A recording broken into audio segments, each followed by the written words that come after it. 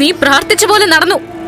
നിനക്കില്ലാത്ത കുഞ്ഞ് എനിക്കുണ്ടാവരുതെന്ന് നീ സകല ദൈവങ്ങളോടും പറഞ്ഞില്ലേ? അത് ശരിയായിന്നാ ഞാൻ പറഞ്ഞത്. കരുണേ, നിന്റെ കുഞ്ഞു പോയതില് എനിക്കും കണ്ണേട്ടനും തീർത്താ തീരാത്ത വേദനയുണ്ട്. പിന്നെ നിന്റെ സ്വഭാവം അറിയാവുന്നതുകൊണ്ടാ നിന്നെ വിളിക്കാതിരുന്നതും നിന്നെ കാണാൻ വരാതിരുന്നതും. രണ്ടാളും വരാതിരുന്ന എന്താ? അപ്പോ ഉള്ളിലുള്ള സന്തോഷം നേരിട്ട് പ്രകടിപ്പിക്കായിരുന്നല്ലോ.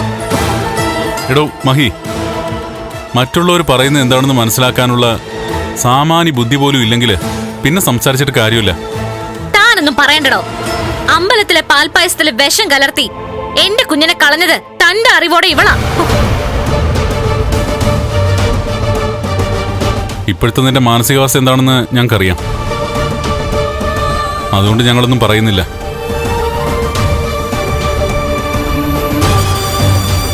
കുഞ്ഞു പോയപ്പോഴെങ്കിലും നിന്റെ സ്വഭാവത്തിൽ മാറ്റം വരുന്ന ഞങ്ങൾ കരുതിയത്. കേട്ടോമേ, പറഞ്ഞത് കേട്ടോ? കുഞ്ഞു പോകുമ്പോ എന്റെ സ്വഭാവത്തിൽ മാറ്റം വരുമെന്ന്. അപ്പോ അങ്ങനെ മാറ്റം വരാൻ വേണ്ടി കുഞ്ഞിനെ മനഃപൂർവ്വം കളഞ്ഞെന്നാ ഈ പറഞ്ഞതിന്റെ അർത്ഥം. അങ്ങനെയെങ്കിൽ അങ്ങനെ തന്നെ. മറ്റുള്ളവരുടെ ആത്മാർത്ഥത തിരിച്ചറിയാൻ കഴിയാത്തവരെ സ്നേഹിച്ചിട്ട് കാര്യമില്ല. അവരോട് സംസാരിച്ചിട്ടും. എനിക്ക് ഇനിയും കുഞ്ഞുങ്ങൾ ഉണ്ടാകാൻ ബുദ്ധിമുട്ടൊന്നും ഇല്ല. ഇന്നല്ലെങ്കിൽ നാളെ ഞാനും ഉണ്ണിയേട്ടനും ഒരു കുഞ്ഞിനെ താലൊലിക്കുന്നത് താനിക്കും ഇവൾക്കും കാണേണ്ടി വരും. പക്ഷെ ഒരിക്കലും ആർക്കും കാണേണ്ടി വരില്ല. താനും ഇവളും സ്വന്തം കുഞ്ഞിനെ മടിയിലിരുത്തി താലോലിക്കുന്ന രംഗം. ഉള്ളത് കൊണ്ട് തൃപ്തിപ്പെടുന്നവരാ കരുണേ ഞങ്ങളൊക്കെ. ഒരിക്കലുമില്ല. എന്റെ ഉണ്ണിയേട്ടന്റെ കണ്ണുനീരാ നിന്റെ ഒക്കെ സന്തോഷം. ഇത്രയൊക്കെ വെറുപ്പുണ്ടായിരുന്നെങ്കിൽ പിന്നെ എന്തിനാ ഇങ്ങോട്ടേക്ക് വന്നത്?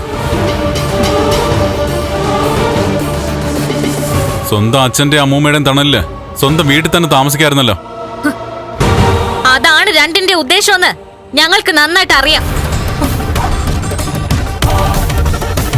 അതുകൊണ്ടാ മനസ്സിനെ കീറി മുറിക്കുന്ന വേദന തന്നത്.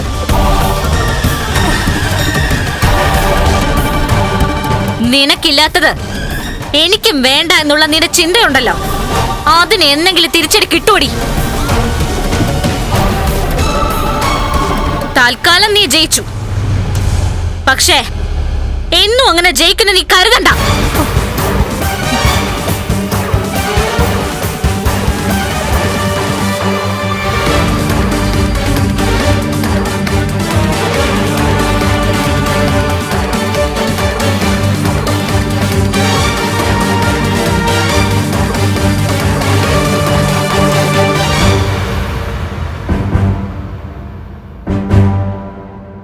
ഇനിയെങ്കിലും മരുമോൾക്ക് നല്ല ബുദ്ധി ഉപദേശിച്ചു കൊടുത്തിട്ട് അവളെ ഒന്ന് നന്നാക്കി എടുക്കാൻ നോക്ക്.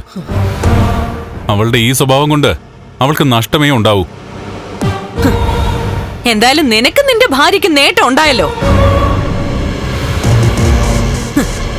ഇതുപോലെ മനസ്സിനകത്ത് സന്തോഷം ഒളിപ്പിച്ചിട്ട് പുറമേ സങ്കടം കാണിക്കുന്ന ഒരുത്തിയെ ഞാൻ എന്റെ ജീവിതത്തിൽ ഇന്നേ വരെ കണ്ടിട്ടില്ല. ഇഷ്ടം പോലെ പൈസ ഉണ്ടല്ലോടി ഇപ്പൊ നിന്റെ കയ്യില്.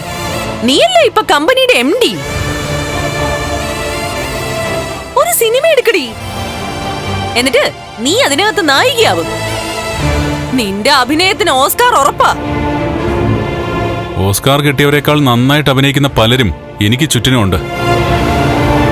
പക്ഷേ അവരുടെയൊക്കെ അഭിനയം ശരിക്കും എനിക്ക് മനസ്സിലായത്, അത് ഞാൻ ശരിക്കും പിടിച്ചെടുത്തത് ഞാൻ ഇയാളെ കല്യാണം കഴിച്ചതിന് ശേഷം. അതായത് രണ്ടാനമ്മയും രണ്ടാനമ്മയുടെ ബന്ധുക്കളും അഭിനയിച്ച് തകർക്കുവാണെന്ന് അറിയാൻ എനിക്കൊരു കല്യാണം കഴിക്കേണ്ടി വന്നു.